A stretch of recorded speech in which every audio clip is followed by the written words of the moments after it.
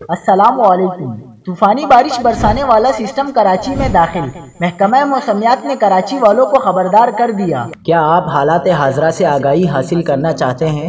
خبر کے پیچھے چھپے اصل حقائق جاننا چاہتے ہیں تو ابھی سبسکرائب کیجئے جلمل پاکستان کو اور ساتھ ہی گھنٹی کے نشان پر کلک کر دیں۔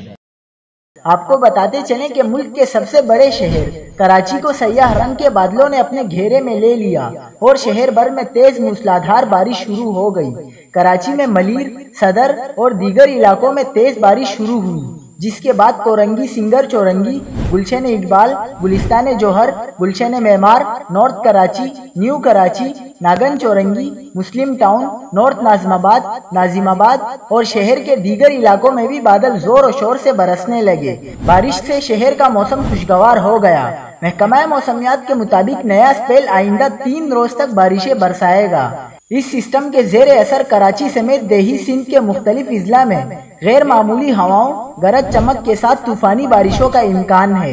ڈائریکٹر میٹ سردار سرفراز کے مطابق کراچی، حیدرآباد، ٹھٹہ، نواب شاہ، جیکب آباد، شکارپور، دادو اور جامشورو میں 23 سے 25 ستمبر کے دوران درمیانی اور تیز بارشیں ہو سکتی ہیں۔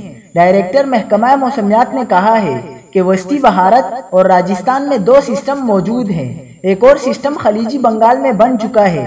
سردار سرفراز کا کہنا ہے کہ خلیجی بنگال کے سسٹم کے باعث 27 ستمبر کو بھی کراچی میں بارش کا امکان ہے۔